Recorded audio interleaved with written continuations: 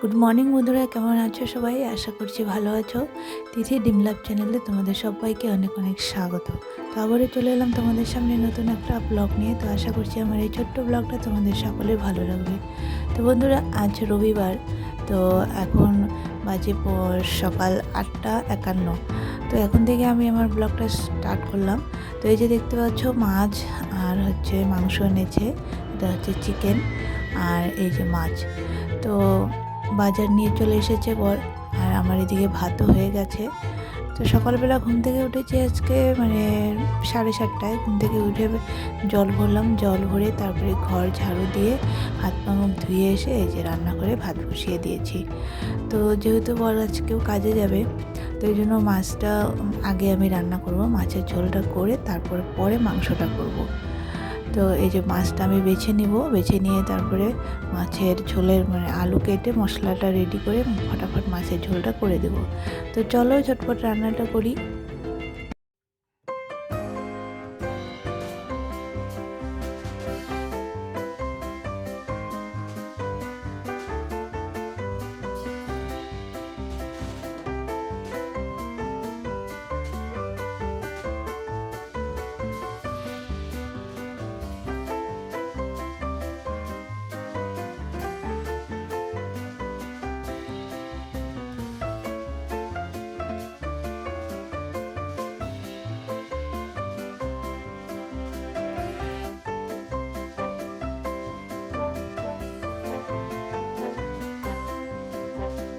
তো এই যে মাছ ভাজা হয়ে গেছে আর মশলাটাও করে নিয়েছি, আর এই যে মাছের ঝোল রান্না শুরু করে দিয়েছি। তো মাছের ঝোলটা রান্না করছি, তো এদিকে আবার হট করে দেখি আমার ফোনে একটা মিস কল। তো ফোন মিস কলটা করেছে আমার যা, আমার শ্বশুরবাড়ি তো কোচবিহারে। তো আমার যা সেখানেই থাকে, ভাসুর শাশুড়ি, শ্বশুর নেই, শাশুড়ি আছে। তো ওরা ওখানে থাকে। তো আমার যা আবার পার্টি করে। তো তো পার্টির কোনো কাজের সূত্রে হয়তো শিলিগুড়িতে এসেছে। হঠাৎ করে দেখি আমাকে ফোন করেছে। তো ফোনটা আমি ব্যাক কল করলাম, করে দেখি যা বলছে যে তোর এখানে ঘুরতে যাব। তো যাই হোক, আসবে, ঠিক আছে। তো আসলে তো রবিবারের দিন আসবে, আর অনেক দিন পর আসছে, অনেক দিন বলতে অনেক কয়েক বছর পর। তো যাই হোক, আসবে। তো আমি আরও ঝটপট তাহলে বললাম যে আমার যা আবার বললো যে আমি যদি যাই তো আমি বেশি কিছু ঝামেলা খাবো না, শুধু মুসুরির ডাল আর আলু ভাজা দিয়ে ভাত খাবো। তো আমি বললাম ঠিক আছে, আর আমার শ্বশুরবাড়িতে কেউ চিকেন খায় না। তো ভাবলাম যে তাহলে মাছ তো যেহেতু আছে, তো মাছের ঝোলটা তো একটু ভালো করে করি, সে মাছের ঝোল খাবে। আর চিকেনটা আরও দু একজন সঙ্গে আসবে, পার্টিরই লোক।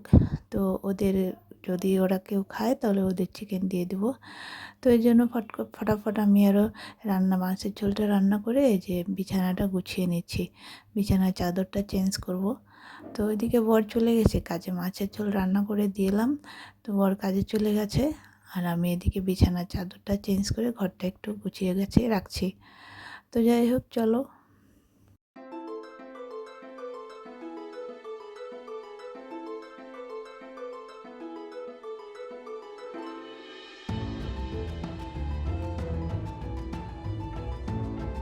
তো এই যে বিছানা গুছিয়ে আমি চলে এসেছি। ডালটা প্রেশারে করলাম, প্রেশারে ডালটা সেদ্ধ করে ডালটা ফোড়ন দেব। ফোড়ন দিতে দিতে আমি ভাবলাম যে যাকে ফোন করে শুনি কখন আসবে। তো যাকে ফোনটা করে আমার মনটা খারাপ হয়ে গেল।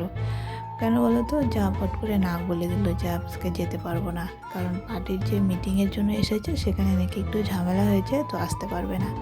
তো মনটাই আমার খারাপ হয়ে গেল। তো আমি এখন কি করব, আসতে পারবে না যেহেতু, জোর তো আর করা যাবে না। তো ভাবলাম ঠিক আছে, আসবে না যেহেতু থাক। আর আমি মাংসটা বসিয়ে দিলাম, ছেলেকে খেতে দিইনি এখনও। তো মাংসটা বসিয়ে ছেলেকে খেতে দিই, আর আমি এদিকে মানে আর যে কাজগুলো আছে সেগুলো ফটাফট করে ফেলি, যেহেতু আসবে না। আর মনটা খুব খারাপ হয়ে গেল।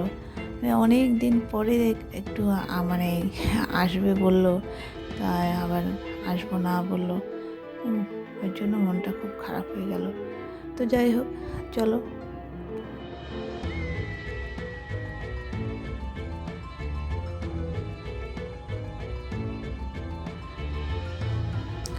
তো এই যে আমি ঘর মুছতে চলে এসেছি। যখন শুনলাম ওরা আসবে না, তো এদিকে রান্নাঘরের কাজ আমি সেরে নিয়েছি। সেরে নিয়ে তারপরে ছেলেকে খেতে দিয়ে দিয়েছিলাম সকালে, মানে 10:30 বাজে তখন ছেলেকে খেতে দিয়েছি। দিয়ে তারপরে আমিও একটু খেয়ে নিয়েছি ছেলের সঙ্গে। কালকের ভাত ছিল, সেটা আমি না জল দিয়ে রেখেছিলাম পান্তা করে, তো সেই ভাতটাই আমি খেলাম আর ছেলেকে মানে গরম ভাত দিলাম। তো ছেলে আর আমি খেয়ে তারপরে কিছুক্ষণ বসেছিলাম, বসে থেকে তারপরে এই যে এখন বাজে প্রায় 1টা। তো আমি এখন ঘরটা মুছে স্নান করে এসে পুজোটা দেবো, পুজোটা দিয়ে তারপরে ছেলেকে স্নান করিয়ে দেবো। তো যাই হোক, মানে কেউ যদি মানে অনেক দিন পরে বাড়িতে আসার কথা বলে না, মনে একটা আনন্দ লাগে। তো হুট করে আবার আসবো বলে যখন আসবো না বললো, তখন মনটা খুব খারাপ হয়ে গিয়েছিলো। তাই কিছুক্ষণ না মানে মন খারাপ করে বসেছিলাম। তো যাই হোক, বসে থাকলে তো হবে।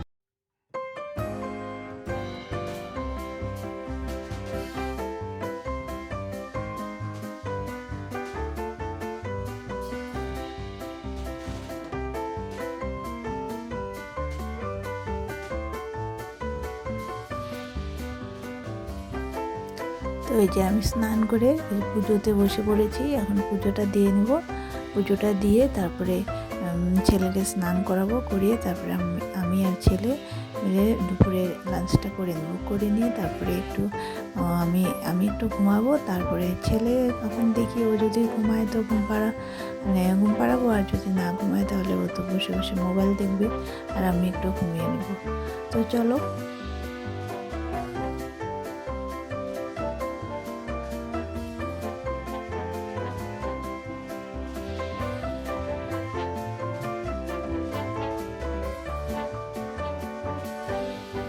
তো বন্ধুরা, এখন বাজে রাত্রি 10টা। এই যে আমি চলে এসেছি আবার রান্নাঘরে।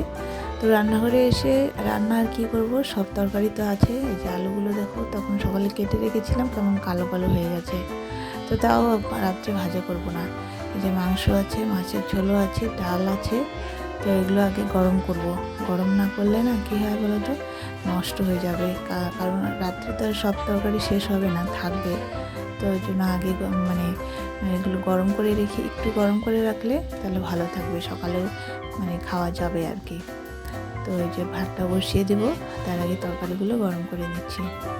আর আমি দুপুরে মানে ঘুমিয়েছিলাম। ঘুমানোর পরে বিকেলে উঠে সন্ধ্যা দিয়ে তারপরে আমি গিয়েছিলাম বাড়িতে, আমার মার বাড়িতে। কারণ ভাইয়ের বউ এসেছিলো তো আমাদের বাড়িতে জল নিতে। তো ও বললো যে মার শরীরটা নাকি খুব খারাপ, মা খুব টেনশন করছে, শরীর অসুস্থ হচ্ছে দেখে। তো আমি ভাবলাম যে মা সুস্থ আছে, এর জন্য আমি এই 2 দিন আর যাইনি। তো ও আর ফোনও করা হয়নি, কারণ আমার মোবাইলে ব্যালেন্স ছিল না, ওই জন্য বাড়িতে আর ফোন করিনি। তো আজকে ভাইয়ের বউ এসে বলছে যে মার শরীরটা আরও খারাপ হয়ে গেছে, মা খুব টেনশন করছে। তো আমি বললাম আমি তো জানি না, তো আমাকে একটা ফোন করতে পারতি। তো ও বললো যে আমার বরকে নাকি বলেছে, আর আমার বর বুঝতে পারেনি কি বলছে। তো মানে মার শরীর খারাপের কথা বলছে, ও ভাবছে যে আমার ভাইয়ের বউয়ের মার শরীর খারাপ। তো যাই হোক, আজকে ভাইয়ের বউ এসে তাই বললো যে আমি বলছিলাম মানে জামাইবাবুকে, তো তোমাকে বলেনি? তো আমি বললাম যে না, আমাকে তো বললো তোর মার কথা। তো যাই হোক, বললো তাহলে বুঝতে পারেনি। তো এই যে আমি গিয়েছিলাম, গিয়ে তো সেখান থেকে আসতে রাত্রি 9টা বেজে গেছে। তো চলো, আজকের ব্লগটা এই পর্যন্ত। সবাই ভালো থেকো, সুস্থ থেকো। দেখা হচ্ছে আবার নতুন একটা ব্লগ নিয়ে। টাটা।